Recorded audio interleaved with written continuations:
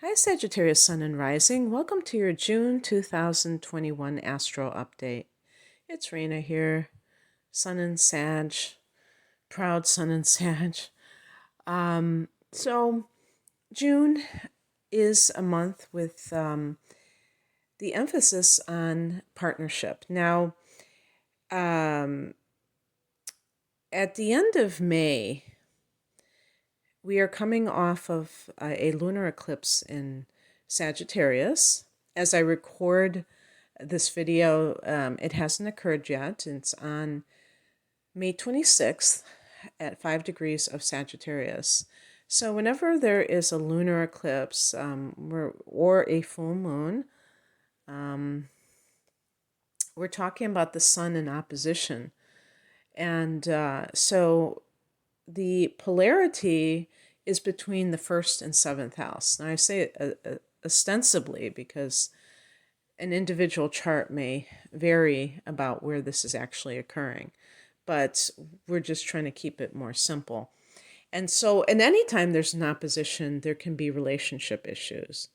You know, it's like, it's not just about you, it's about how something impacts you, how you impact somebody else.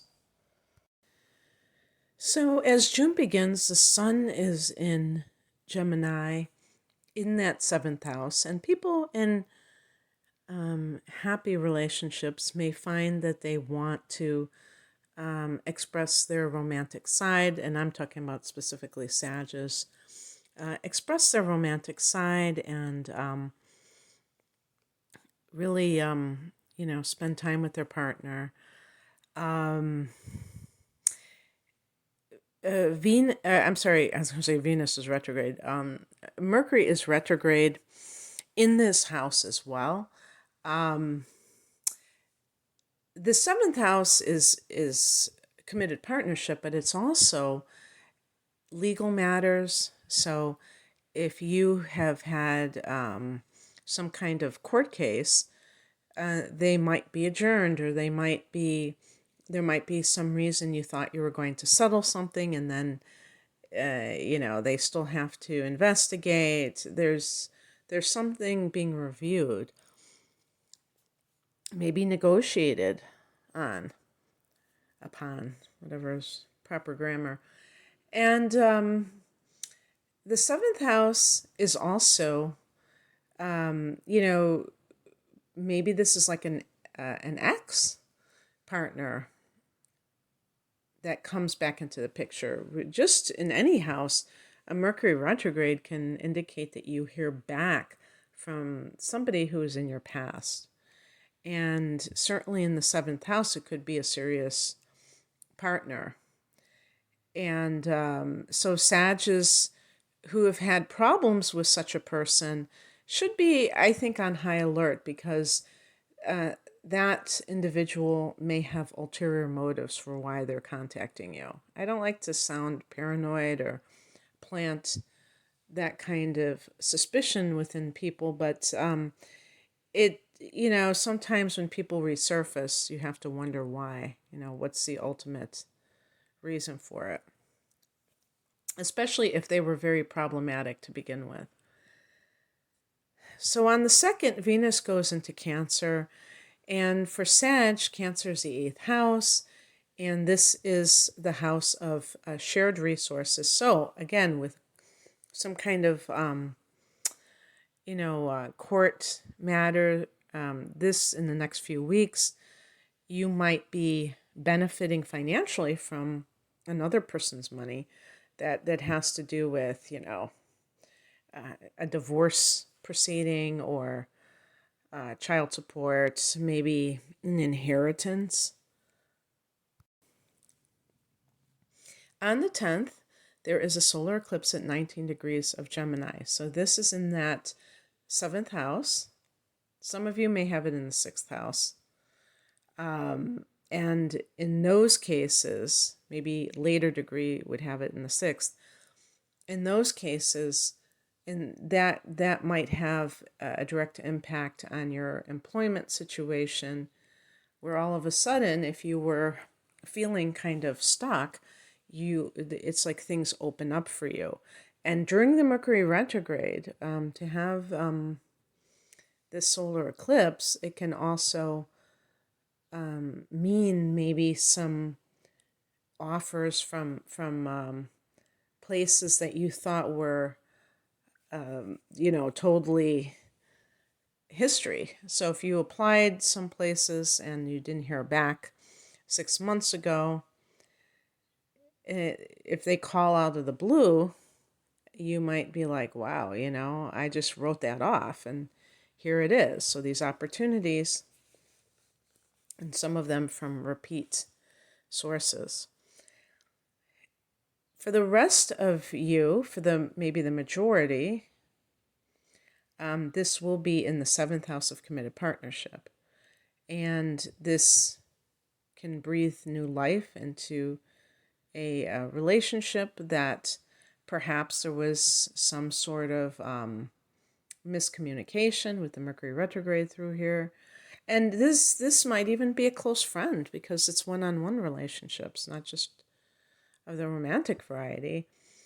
And perhaps you say to yourself or say to that person, what we really need to do is spend more time together. That is more important than anything else. And that is the cause of a lot of our alienation. And the other person may be really okay with that, and they may agree with you. I think the bigger piece in this is that when you have these important transits in the 7th house, it's not just about you. It's like, if you want to call it being forced to see things from another point of view, you could say it that way, but you want to experience life in this manner of thinking about yourself with somebody else. Again, it can be a platonic situation. It could be like a client of yours. The 7th house can be your clients. And I think with Sag, one of the things that makes this particularly important is that fire signs tend to be very individualistic. And I think we do tend to pretty much, even if we enjoy other people's company, we still want to express things our own way, have our own freedom to do things how we see fit, and that sort of thing. But, they say no man is an island, and this gives us a little taste of that truism. On the 11th, Mars goes into Leo. Oh, and I just want to emphasize too, if you have your own business, this can help you expand client base and things of that nature. I mean, at least the initial stage where you are maybe reaching out to more people and saying, I'm available for one-on-one type of work to do together. The next day after the solar eclipse on the 11th, Mars goes into Leo, and this is a trine to Sag, being a fellow fire sign. It's coming from the 9th house, which is Sag's house. So having Mars run through the 9th house is like being on your soapbox. Being outspoken about different issues. Now, the 9th house is supposed to be the law itself. So if you are a Sag who is entering some sort of profession that is connected to the law, maybe you're becoming a lawyer, that might be indicated, going to law school, or the ambition to become a lawyer is being ignited. Now, I was just talking about the seventh house, which can be court cases. So with Mars in the ninth house, this can be you really activated as far as immersing yourself in the law. You might even be tempted, if you're dealing with a legal matter, to become your own legal counsel, even if you don't have training, a background in this area. Just because you have so much to say, you have maybe you have righteous indignation about how you've been treated. This is the place of the proselytizer. I have this in my natal ninth, and it can be a zealot. It can be somebody who is an evangelist trying to convert people to their religion. And maybe there's a fight over religion. If if this is like you and a partner and you have a child and deciding how you're going to raise your child and what type of religion. The interesting thing about the ninth house is that it is,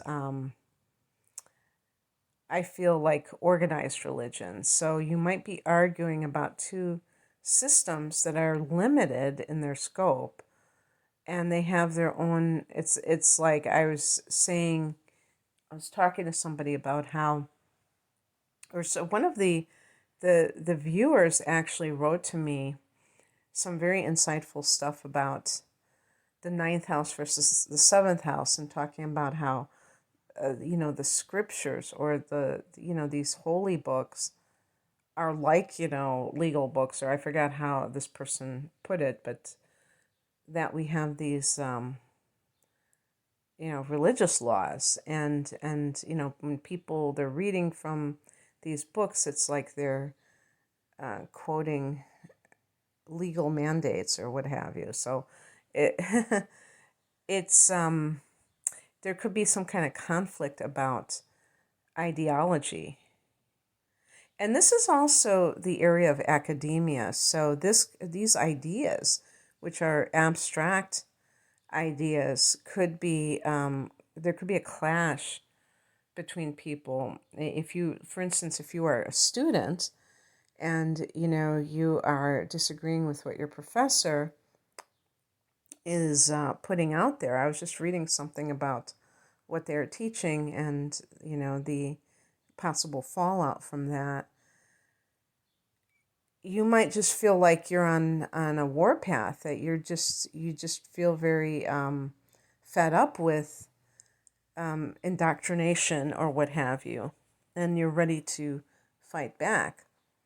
Obviously, when Mars goes through any house, a person has to exert a certain amount of self-control, because there can be a tendency to be quite aggressive, and it veers into this area where then people have an excuse not to pay attention to you, because they feel like you're not somebody who is well-mannered or whatever, cooperative, and then they can have an excuse to just blow you off. So if you stand in your sovereignty, if you do have something that you feel that you have to speak out against, do so with more quiet knowing, rather than over the top, overly aggressive diatribes. On 20th, the sun goes into Cancer. Now, this is the summer solstice in the northern hemisphere. Always a beautiful time of year. And, the winter solstice can be nice too, although I don't want to even say the word winter at this point. But solstices are power periods. This is one of the reasons why people tend to go to these power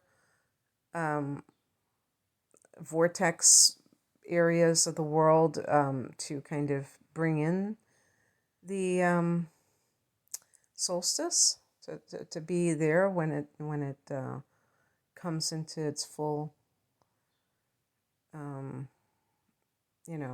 influence, fullest influence. And it's a change of season. It's the official start of summer in the Northern Hemisphere. Sun in Cancer, 8th house. So you got Venus there, you have the sun there. This is a very profound area, an area of transformation. So this may be something that is what you are aspiring to do, Sag, is to transform yourself in some way. On the 24th, we have a full moon at 3 degrees of Capricorn, and it is a very early degree of Capricorn. This can be for the very early degree Sag, Sun, and Rising signs. This will be in your second house of earned income. And it might boost your income, actually. It might. Oh, I keep forgetting to put that Mercury goes retrograde on June 22nd. So that should be, I'm typing it in right now so I don't forget. So, some kind of situation is going to be resolved that is connected to the 7th house. Maybe it's legal,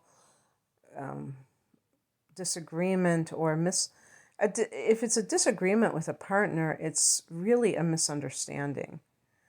And you would be surprised how many disagreements are actually misunderstanding the other person's intent. And so it's so important to communicate thoroughly.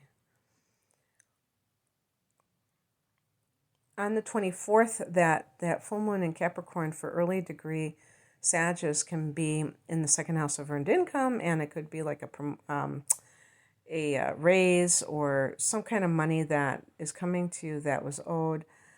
For the rest of you, this will be in the first house of the self, and so it's more about transformation. Just like I said, sun in the 8th, full moon in the 1st. I can see a connection there. And letting go, with full moons, it's like something has run its course, something needs to change. And it's, they have this term, it might be in yoga, that says dropping something. So in other words, like quitting, let's say somebody smokes. I'm quitting smoking, but you can say I'm dropping smoking. And I have heard that, or I've read that in books about yoga or yogis talking about using that term. And what I like about that is, they talk about dropping a bad habit. It's like you're just disposing of it. It's not something that you identify with, that you're connected to. That's how I see the word drop. Quit, it seems like almost forcing somebody to stop doing something. Dropping means that you are really done with it. I don't know if I'm reading too much into it, but I kind of like that. On the 27th, Venus goes into Leo. So now we're starting to get more energy in this house that Sag rules. And Venus in the 9th house can be falling in love with somebody from a different race or ethnicity, a different country.